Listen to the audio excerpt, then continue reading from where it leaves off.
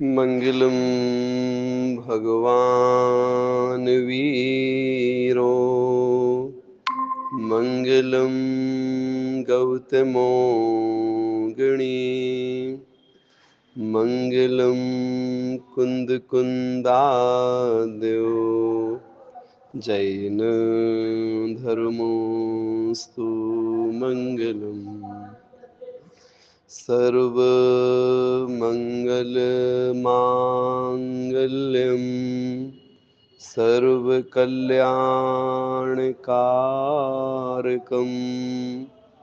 प्रधानम सर्वधर्माणां जैनम जयतु शासनम। तीन भुवन में सार वीतराग विज्ञानता शिव स्वरूप शिवकार नमहु त्रयोग संहारिके। पंच परमेष्ठी भगवान की जय। परम पूज्य आचार्य गुरुवर विद्यासागर जी महाराज की जय। परम पूज्य आचार्य श्री 108 समय सागर जी महाराज की जय।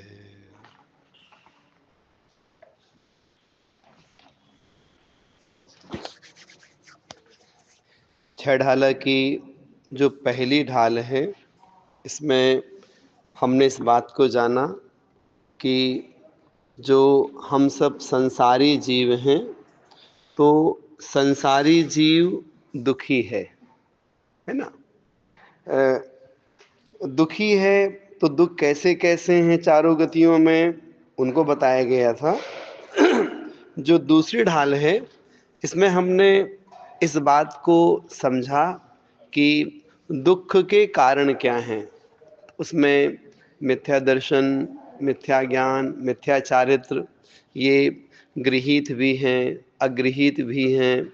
इसके साथ साथ में सात तत्वों की विपरीत मान्यताएं किस तरह से हैं, और साथ साथ में जो खोटे देव हैं, खोटे गुरु हैं, खोटा धर्म हैं, उनका क्या स्वरूप होता है, वो क्रम क्रम से हम सभी ने समझा। जैसे कि आपको बताया गया था कि पहले गेय है, फिर हेय है, अब इसके बाद में उपादेय का प्रसंग प्रारंभ हो रहा है। उपादेय का मतलब क्या होता है? ग्रहण करने योग्य, अर्थात अपने जीवन में अपनाने योग्य। वो जो अपने जीवन में अपनाना है, वो अपनाना दो तरह का होता है। एक तो होता है अपनाना श्रद्धान योग्य, और दूसरा अपनाना होता है, वो है आचरण के योग्य। तो श्रद्धान के योग्य भी स्वीकार करना है और आचरण के योग्य भी स्वीकार करना है। इन दोनों चीजों को तीसरी ढाल, चौथी ढाल, पांचवी ढाल, छठी ढाल, इसके माध्यम से हम समझ पाएंगे। फिर छठे ढाल के अंत में ये भी बताया जाएगा कि आपने जो अपनाया है, उसका हमें क्या फल मिलेगा। अर्थात उपादेय के बाद में ध्येय की प्राप्ति हुआ करती है। तो जो तीसरी ढाल है, इसमें पंडित प्रवर दौलत राम जी ने सम्यक दर्शन का प्रसंग हम सभी को बताया है। तो हमें इस ढाल में क्या क्या विषय पढ़ने के लिए मिलेगा, हम संक्षेप में कह रहे हैं। इसके बाद में फिर एक एक छंद के माध्यम से वो सारी चीजें हम विस्तार से सीखेंगे। देखें, आपको बताया जाएगा सबसे पहले कि सम्यक दर्शन, सम्यक ज्ञान और सम्यक चारित्र, ये रत्नात्रय है। ये रत्नात्रय दो तरह से होता है, निश्चय रत्नात्रय और व्यवहार रत्नात्रय। कहा जाएगा कि जो निश्चय रत्नात्रय है वो क्या है? अपने आत्मा का श्रद्धान करना, अपने आत्मा को जानना और अपने आत्मा में ही लीन हो जाना, वह निश्चय रत्नात्रय कहलाता है। वह कार्य के रूप में है। उस निश्चय रत्नात्रय तक पहुंचने के लिए हमें जिन साधनों की आवश्यकता है वह व्यवहार रत्नात्रय है। व्यवहार रत्नात्रय का जो पहला भेद है वह सम्यक दर्शन कहलाता है, जैसे हम व्यवहार सम्यक दर्शन कहते हैं। तो आगे चल के हम छंदों में इस बात को पढ़ेंगे कि व्यवहार सम्यक दर्शन क्या है। तो जीवादि 7 तत्वों का श्रद्धान करना। श्रद्धान कैसा करना? जैसा स्वरूप इनका बताया गया है वैसे श्रद्धान करना। इसके साथ साथ में ये भी सीखने को मिलेगा कि जो हमारे भगवान हैं, माँ जनवाणी हैं, धर्म हैं, हमारे गुरु हैं, इन पर भी श्रद्धान करना, ये सब सम्यक दर्शन कहलाता है। थोड़ा और आगे बढ़ेंगे तो हमें सीखने को मिलेगा कि जो जीव है ना, तो जो जीव है, जीव कई तरह के होते हैं। एक होते हैं बहिरात्मा, एक होते हैं अंतरात्मा, एक होते हैं परमात्मा। तो ऐसे आत्मा अथवा जीव के 3 भेद बताए जाएंगे। उनका क्या स्वरूप होता है वो भी हमें सीखने मिलेगा। फिर सम्यक दर्शन के बारे में कुछ विशेष चीजें और भी बताई जाएंगी। वो क्या बताया जाएगा? कुछ सम्यक दर्शन के गुण आपको बताए जाएंगे कि यदि आप सम्यक दृष्टि हैं तो आपके अंदर में ऐसे गुण होने चाहिए। वो गुण कौन से हैं? प्रशम है, संवेग है, अनुकंपा है, आस्तिक्य है। इसके साथ साथ में सम्यक दर्शन यदि आपने प्राप्त कर लिया है तो आपके जीवन में परिणामों में भी और आपके आचरण में भी कुछ चीजें दिखाई पड़नी चाहिए। वो क्या होने चाहिए?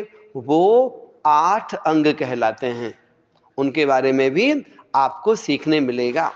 8 अंग कैसे होते हैं? निःसंकित है, निःकांक्षित है, निर्विचिकित्सा है, अमूढ़ दृष्टि है, उपगूहन है, स्थितिकरण है, वात्सल्य है, प्रभावना है।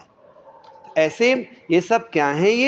ये सब सम्यक दृष्टि जीव के पास में जो गुण हैं वो गुण उसके अंतरंग परिणामों में भी रहेगा और उसके आचरण से भी हम थोड़ा बहुत इन बातों को देख सकते हैं।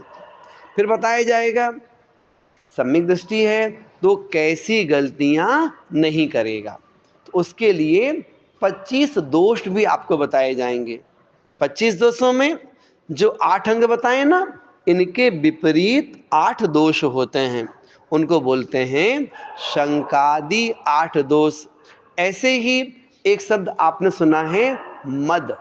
मद मीन्स जैसे अहंकार है, अभिमान है ना, उससे भी बड़ा मद होता है।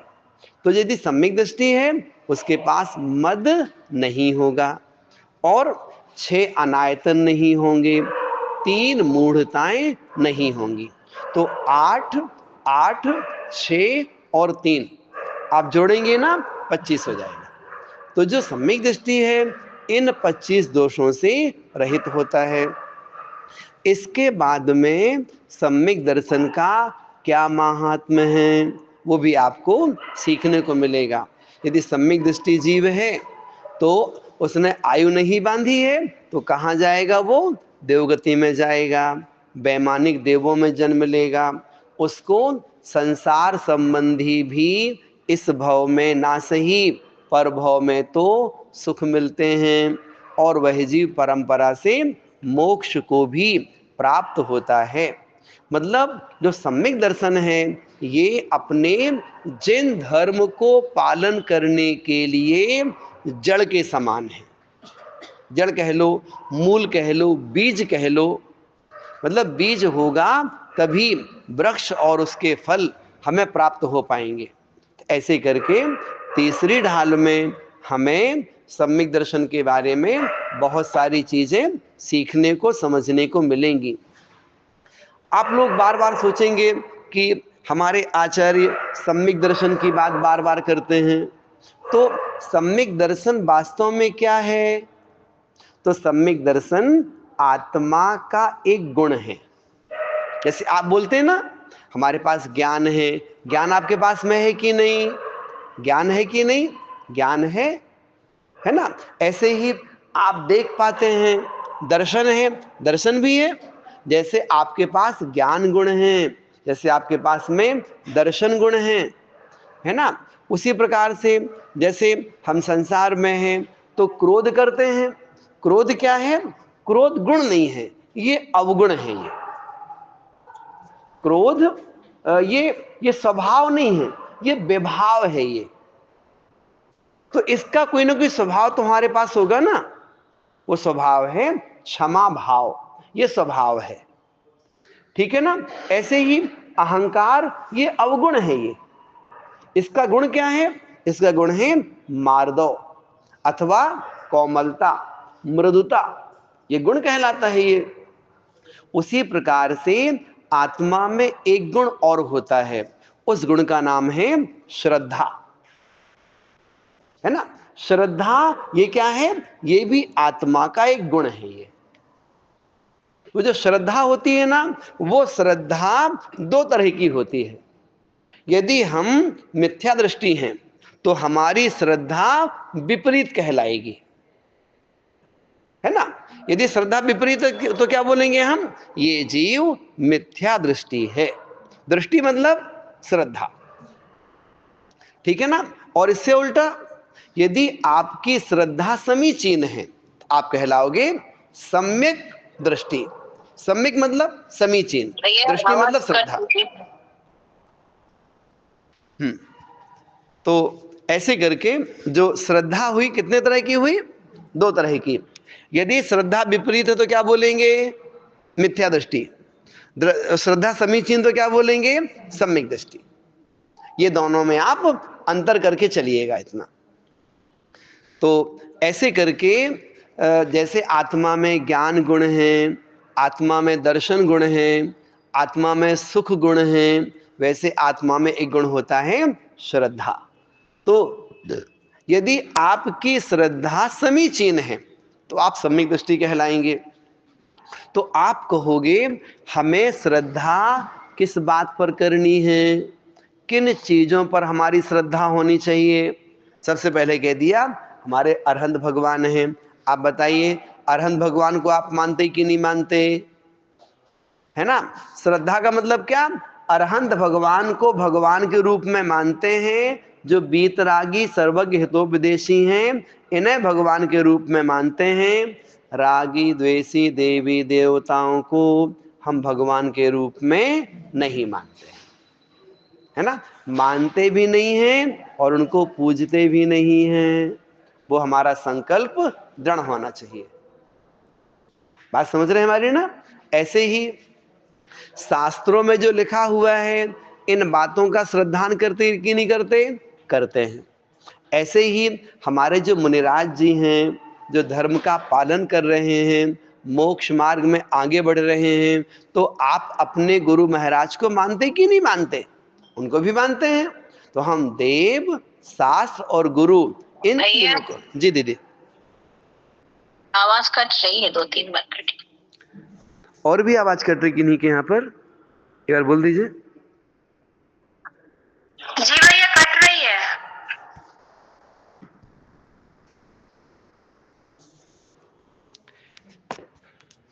चलिएगा, अभी देखिएगा, सुन पा रहे हैं? ठीक है, अभी दीदी एक बार बोल दीजिए आप।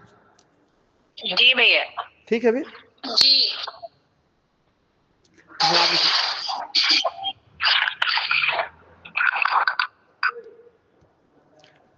तो हम आपसे बात कर रहे थे, हमारे भगवान हैं, जनवाणी हैं, गुरु हैं, इन पर हमारा पक्का विश्वास है। इसके साथ साथ में जैसे ज्ञानावरणादि कर्म होते हैं, ये दिखते हैं क्या? होते कि नहीं होते? होते हैं। स्वर्ग है, नरक है, ये आपको दिखते भी क्या? तो होते नहीं होंगे फिर ये, होते हैं ना।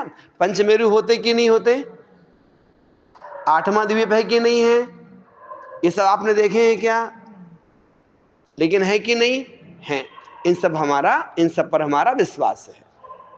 तो ऐसे करके हमारे शास्त्रों में जो चीजें बताई गई हैं उन सब पर हम विश्वास करते हैं। जैसे हमारा अस्तित्व इसी पर्याय में है, इसके पहले भी हम थे, उसके पहले जब आदिनाथ भगवान जी यहां पर थे संसार में, उस समय आप थे कि नहीं, कहां थे, मतलब कहीं ना कहीं हम थे, मतलब चार गतियों में कहीं ना कहीं हमारा अस्तित्व रहा, ठीक है ना। जब महावीर स्वामी थे यहां पर, उस समय हम थे कि नहीं, उस समय भी थे, कहां थे ये नहीं पता अपन को, लेकिन इस बात का विश्वास है चार गतियों में कहीं ना कहीं हम अपना जन्म मरण कर रहे थे, जी रहे थे। मतलब किसी भी वस्तु का, किसी भी द्रव्य का अस्तित्व आज का नहीं है, अब से पहले भी हम सब थे, ठीक है। आगे आगे भी रहेंगे, है ना। संसार में तो संसार में रहेंगे, और कर्मों का क्षय कर दिया तो मोक्ष में जाएंगे, निर्वाण की प्राप्ति कर लेंगे, अपनी आत्मा को हम शुद्ध कर लेंगे तो कहां रहेंगे, लोक के अग्रभाग में रहेंगे, ठीक है ना। इन सब बातों पर विश्वास करना, इसी का नाम है सम्यक दर्शन। इसके साथ साथ में एक विश्वास और करना कि मैं भगवान बन सकता हूं, इस बात का विश्वास करना, इसे बोलते हैं सम्यक दर्शन। इस आपने कहा ना, वंदे तद्गुण लब्धये, कहां कहा आपने, तत्वार सूत्र के मंगलाचरण में, है ना, कि वंदे तद्गुण लब्धये, उन गुणों की प्राप्ति के लिए हम आपको नमस्कार करते हैं।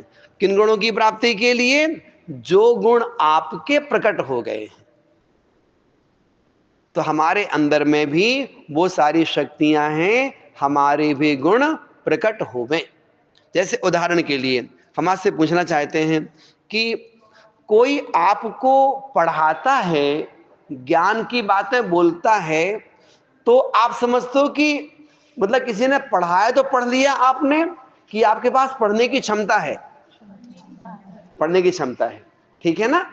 अगर पढ़ाने वाले से पढ़ाई होती तो सब एक साथ पढ़ लेते ना, लेकिन हम कैसे पढ़ पाते हैं, अपनी अपनी क्षमता के अनुसार, क्षमता मीन्स अपने अपने क्षयोपम के अनुसार, अर्थात हम सबके पास में पावर तो है, लेकिन हमारी पावर कई बार कर्मों के कारण से ढकी रहती है, और कर्म का आवरण दूर होगा, हमारी पावर और प्रकट होती जाएगी, अर्थात ज्ञान दर्शन आदि हमारे गुण बढ़ते चले जाएंगे, ठीक हुआ ना। तो यहां पर आत्मा के अनंत गुणों में एक गुण है जिसका नाम है श्रद्धा गुण। उस श्रद्धा गुण के प्रकटीकरण के लिए तीसरी ढाल बताई जा रही है। हमारे ख्याल से आपको कुछ समझ में आया होगा वैसे, ठीक है। तो इसका पहला छंद है, तो पहले छंद का उच्चारण आपके सामने किया जाएगा। वंदना दीदी आप बोलिएगा पहला छंद, एक बार लाइव भी आप लोग सुन लीजिएगा।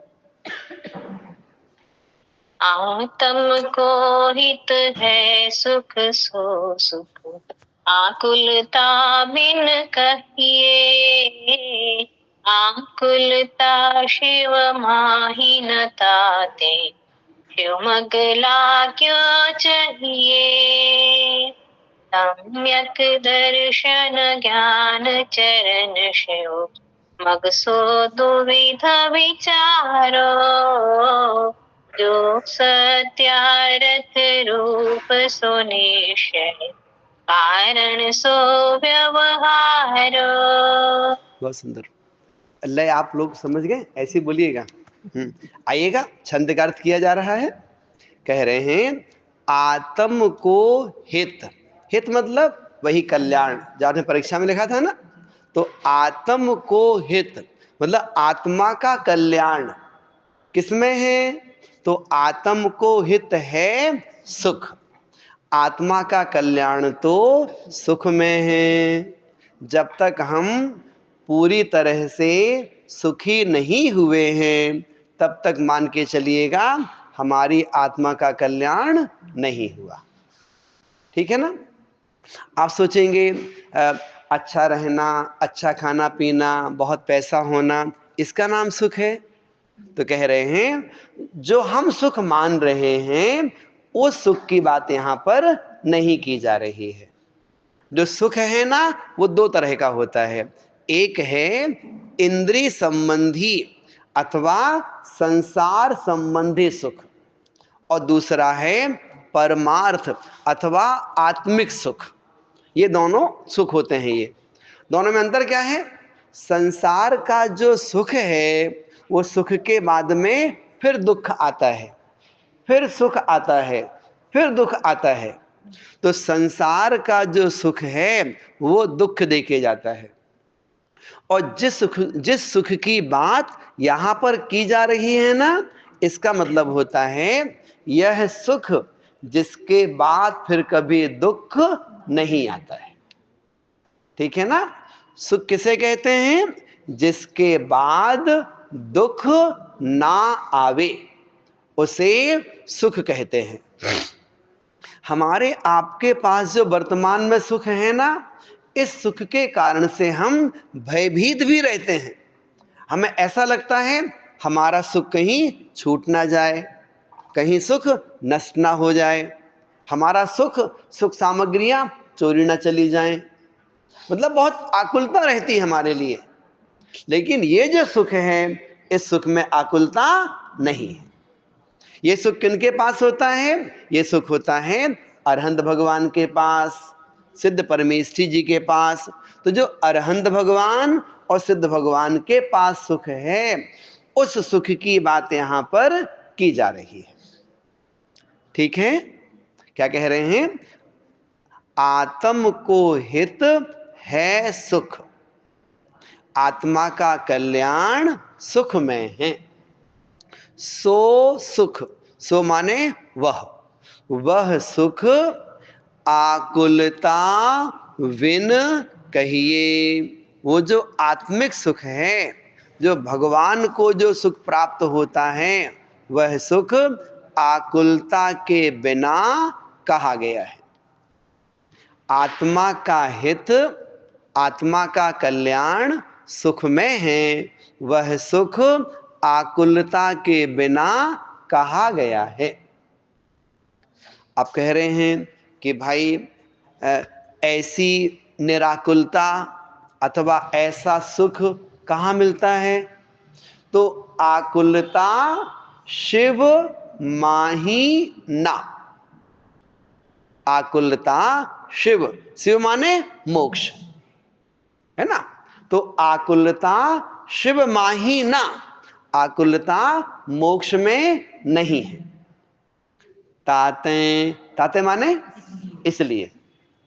आकुलता शिव माही ना, आकुलता मोक्ष में नहीं है, इसलिए शिव मग मतलब मोक्ष मार्ग, मग माने मार्ग, शिव मग लाग्यो लगना चाहिए, चाहिए, इसलिए मोक्ष मार्ग में लगना चाहिए।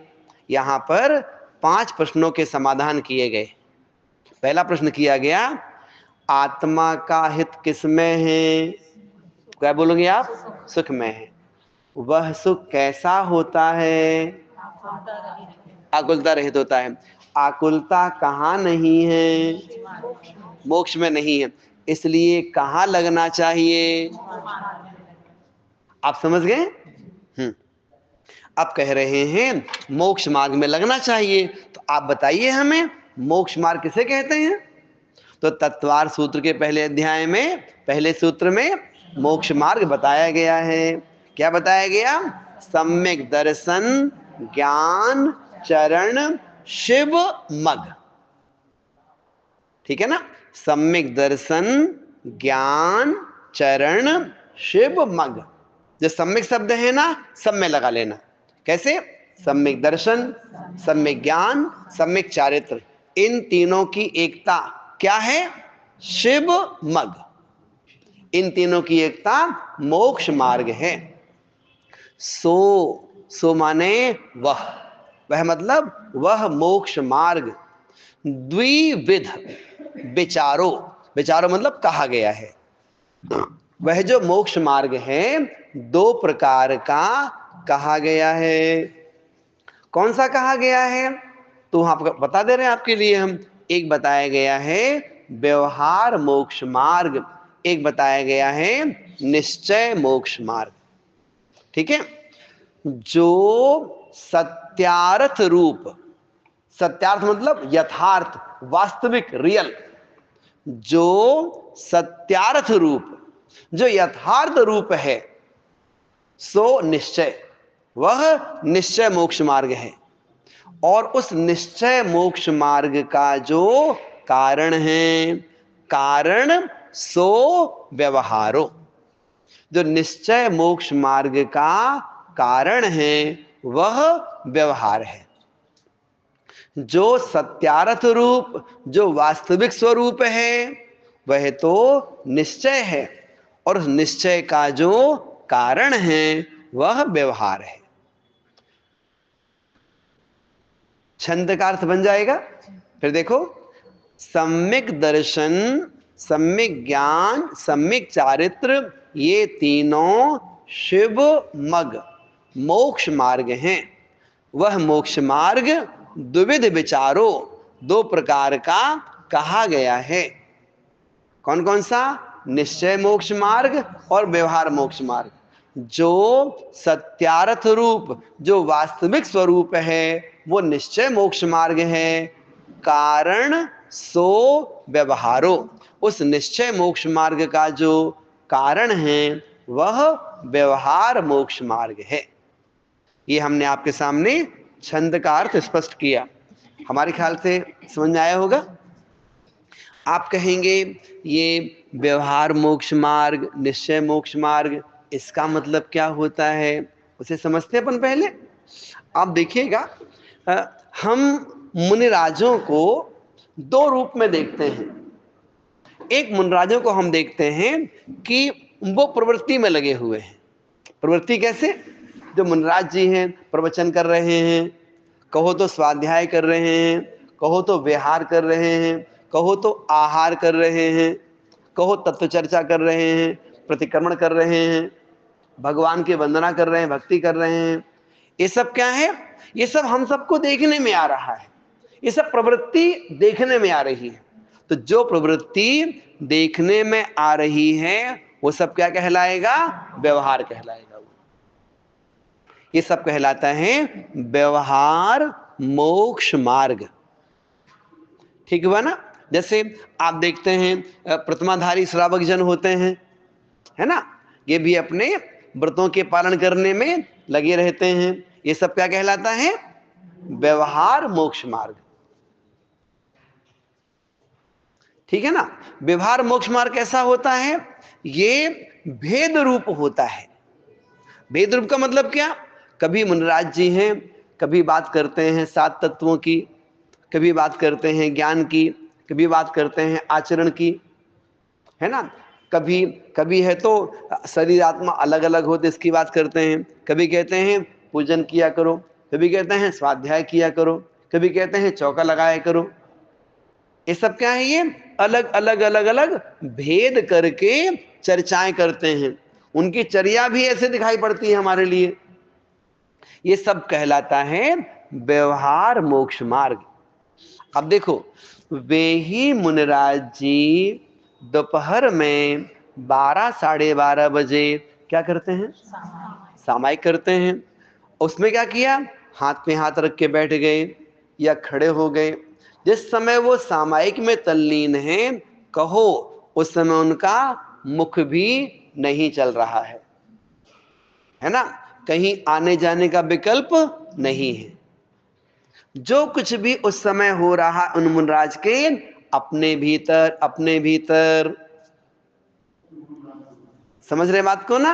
तो जिस समय वो मुनिराज जी सामायिक आदि करते समय अपने अंतरंग में चले गए, उस समय श्रद्धान कहाँ है? भीतर है। ज्ञान कहाँ है? भीतर है। चारित्र कहाँ है? भीतर है। बाहर कुछ भी दिखाई नहीं पड़ रहा है। वो मुनिराज कहाँ पर हैं? अपने स्वरूप में। और शांत और शांत, आत्म प्रदेश परिस्पंदन भी धीरे धीरे कम हो रहा है। बाहर के सारे विकल्पों से मुक्त हो गए हैं। वो आत्मा इस समय कहां पर है? अपने भीतर है। बात समझ रहे हैं ना?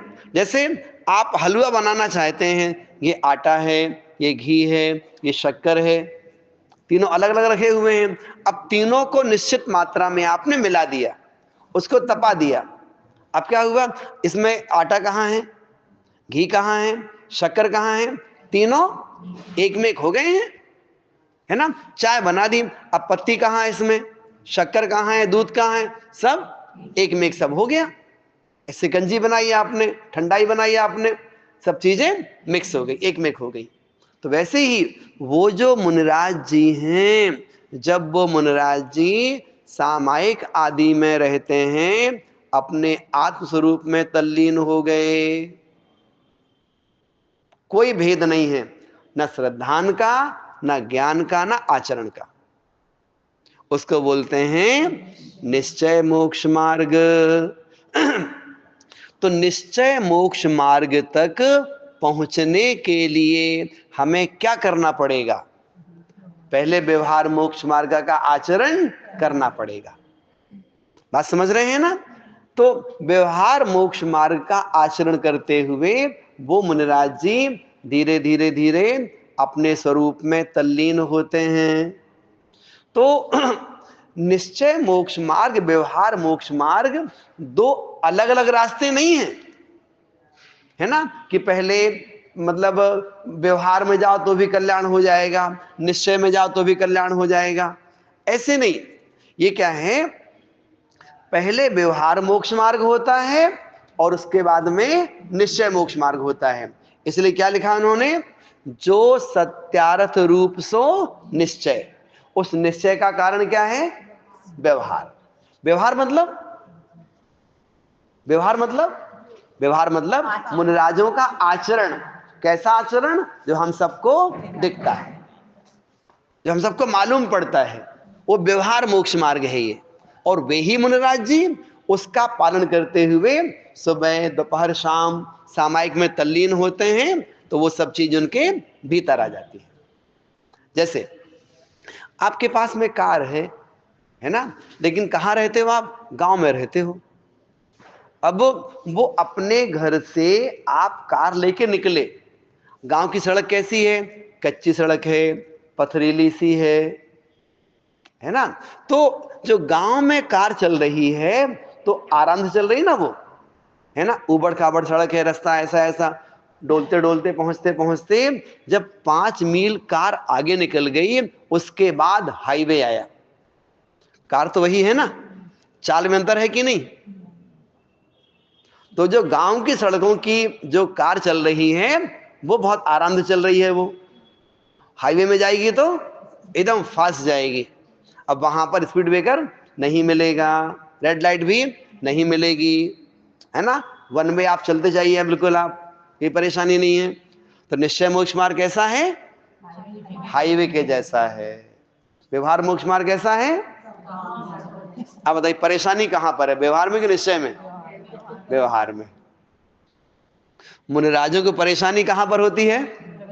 प्रवृत्ति में परेशानी होती है। अब विहार करना है, अब आहार करने जाना है ना? अब मंदिर जाना है, इसमें परेशानी है। आपसे कहा जाए भूख प्यास की बाधा नहीं होगी, आप तो आत्मा में तल्लीन हो जाओ, है ना? तो मुनिराज जी अपने स्वरूप में तल्लीन हो गए, उनकी परेशानी अब नहीं हो रही है। ठीक है ना? आचार्य श्री कहते हैं एक होता है चलना, एक होता है चढ़ना। तो व्यवहार वाले कैसे होते हैं? वो चलते हैं, और निश्चय वाले चढ़ते हैं। मतलब श्रेणी आरोहण करेंगे और अरहंत बन जाएंगे फिर वो। और व्यवहार वाले प्रवृत्ति करते रहेंगे वो। ठीक है, तो समस्याएं व्यवहार में हैं, निश्चय में समस्याएं नहीं हैं, लेकिन व्यवहार के बिना निश्चय की प्राप्ति नहीं होती है। इसलिए मुनिराजों को वर्षों वर्षों तक तपस्या करनी पड़ती है, साधना करनी पड़ती है, तब कहीं जाकर के वो अपने आत्मस्वरूप में तल्लीन हो पाते हैं। आप बताइए, भगवान महावीर स्वामी को अपने स्वरूप में तल्लीन होने के लिए कितने वर्ष तपस्या करनी पड़ी? 12 वर्ष तक। मुनिराज जी बने वो 30 वर्ष में, और केवल ज्ञान हुआ 42 वर्ष में। ठीक है ना? तो ये सब प्रवृत्तियां जो है ना, ये सब व्यवहार नहीं कहलाता है, और अपने स्वरूप में लीन होना निश्चय नहीं कहलाता है। अब अपने स्वरूप में बहुत समय तक नहीं रह पाते, सामायिक पूरी हो गई, स्थिरता धीरे धीरे समाप्त, चलो फिर स्वाध्याय करो, प्रवृत्ति में फिर लग गए, फिर व्यवहार में शुरू हो गया। अब शाम का समय हुआ, प्रतिक्रमण किया, आचार भक्ति हुई, करो सामायिक, धीरे धीरे फिर अपने स्वरूप में फिर आ गए। एक आध घंटे बीता, अब मन नहीं लग रहा, क्या भैया अब तो आराम करेंगे, फिर व्यवहार शुरू हो गया। तो ऐसे मुनिराजों के निश्चय व्यवहार चलता रहता है। तो व्यवहार में ज्यादा रहते हैं, निश्चय में कम रह पाते हैं। आप बताइएगा, भोजन बनाने में समय लगता है कि भोजन करने में समय लगता है? बनाने में 4-5 घंटे लगते हैं, और आधे घंटे में झटपट सब भोजन कर लेते सब। ठीक है ना? तो व्यवहार में मुनिराज जी ज्यादा रहते हैं, निश्चय में कम रह पाते हैं। अगर निश्चय में थोड़ी ज्यादा देर तक रह लिया तो केवल ज्ञान की प्राप्ति हो जाती है। समझ गए ना? इस प्रकार से हम सभी ने क्या सीखा? हम सभी ने तीसरी ढाल का पहला छंद सुना। क्या सुना आपने? आत्मा का कल्याण सुख में है, वह सुख आकुलता के बिना प्राप्त होता है, आकुलता मोक्ष में नहीं है, इसलिए मोक्ष मार्ग में लगना चाहिए। सम्यक दर्शन, सम्यक ज्ञान, सम्यक चारित्र, इन तीनों की एकता मोक्ष मार्ग है। वह मोक्ष मार्ग 2 प्रकार का कहा गया है। जो यथार्थ वास्तविक स्वरूप है वह तो निश्चय है, उस निश्चय का जो कारण है वो व्यवहार मोक्ष मार्ग कहलाता है। आगे समझ में? बोधि समाधि